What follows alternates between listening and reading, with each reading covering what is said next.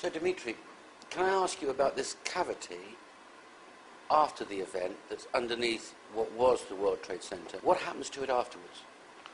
As you can expect, at first the cavities were filled with some liquid hot material, which resulted partly from the melted materials or from cooling down of the gaseous materials. And these extremely hot liquid materials will just retain some temperature for about a year, and eventually they will cool down and set as a solid matter. Which explains the molten steel that was found 3 months afterwards.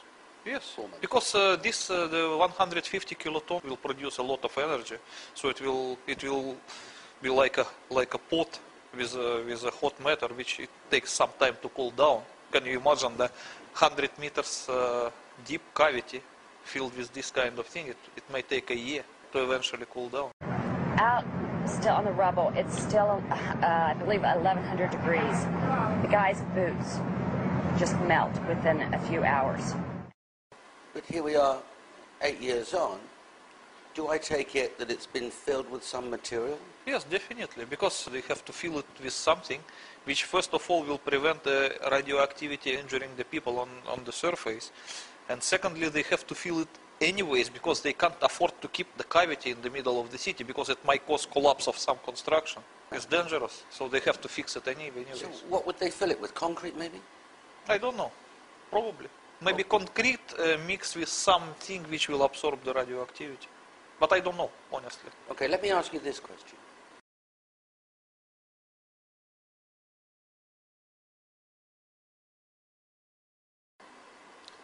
Let's say that some people might doubt your explanations Yes. for the collapse of the Twin Towers and your explanations for what's underneath them. If one were to drill a borehole through Yes. to the external bottom part of the cavity, Yes. what would one find? They would find the former materials that were firstly gaseous, then liquid, and then become solid, and it will resemble a kind of volcanic glass. The volcanic glass? Yes. Okay, and if that... Because you have to understand one thing.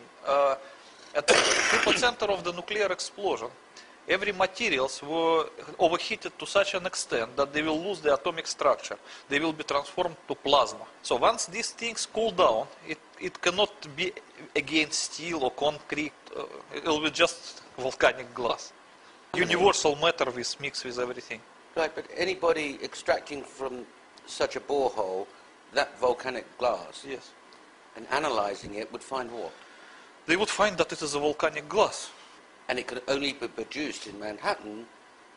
And the volcanic glass is a state of material which was formerly a plasma. Therefore, it could only, it proves... It's a unique material. Yes. Yes. So there could be no doubt as to what happened. Yes, of course. And besides of all, I think besides of that volcanic glass, there would be some materials which will retain the radioactivity. And that could be tested and the radioactivity identified. Of course. And then presumably it could be worked back. Because all those materials that were evaporated and transformed to plasma, they were set as a volcanic glass. But simply liquid materials, they can retain the atomic structure as well as radioactivity. Understood. So once you get to this kind of material, you can test it for radioactivity and you will understand what is this. Understand. Well, let's go back to your comfort zone and let's go back to talking about World Trade Center 1, 2 and 7 sites.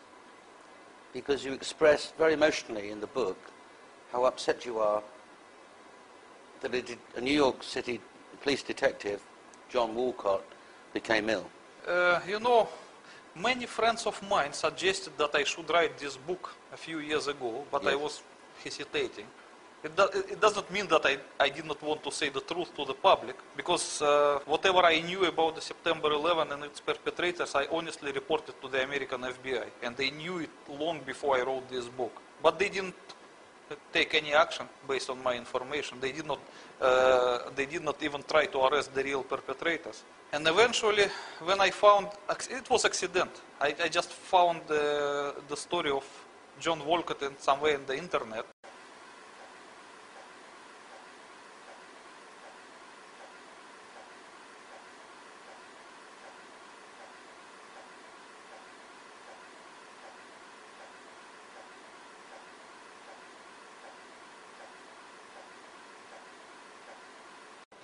And it was said that he was surprised while working at Ground Zero that the certain FBI agent entered Ground Zero in the full hazmat suit, while the others who worked there, they were just totally unprotected. And he was just surprised, what's wrong with that? And they're covered in duct tape and fully No, protected? they were fully protected. You know, like a lunar-looking hazmat suit. Yes. You can fly to the moon in it. Oh, and what kind of protection did John Walcott have? Nothing. Probably the respirator made from the ordinary material, or probably nothing even like that. What happened to him? According to the published story, he got sick with the so-called leukemia, which is a typical consequence of the radiation sickness, which resulted in his bone marrow transplantation. And so that is the only way he managed to survive. So he was the victim of radiation poisoning? Of course, as many other Ground Zero responders who were there unprotected and freely inhaling the radioactive vapors. And what happened to him afterwards? Yes, I told you that he was so sick that it required bone marrow transplantation to save his life, because his blood was not regenerating. Because the bone marrow is the first thing which is damaged by radiation usually. So when you see this kind of thing, that is the consequence of the radiation sickness. It can't be anything else? It can be anything else, but the bone marrow is the first victim of the radiation, always. It's the most sensitive to the radiation. But he survived, didn't he? He survived because of the bone marrow transplantation. He was lucky to get the transplant. But some other people were not so lucky, they just died. And the quality of his life?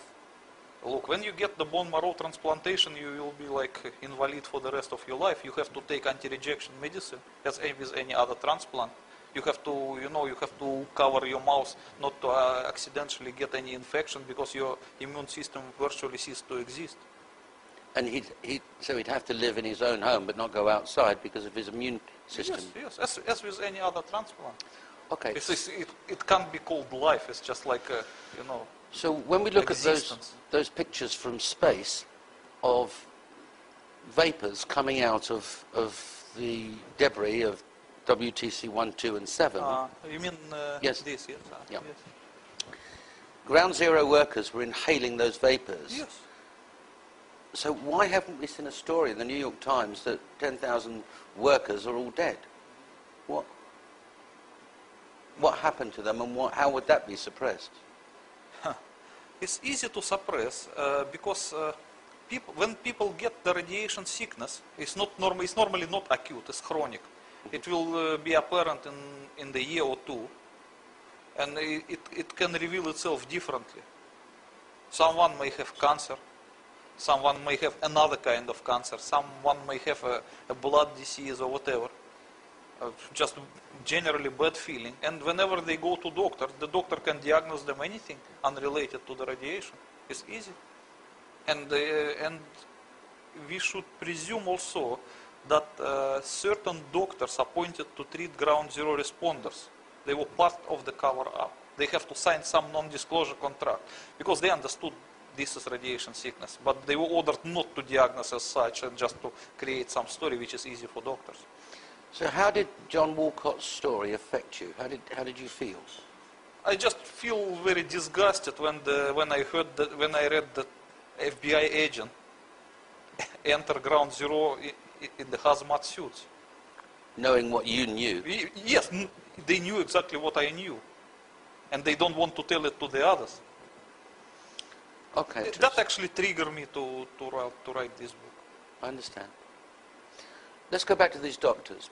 There would be, they're our guys, they go to our doctors, and that doctor, when confronted with 1, 2, and then 10 or 20 people coming in feeling sick, you mentioned in the book that they'd feel sick the next day, maybe.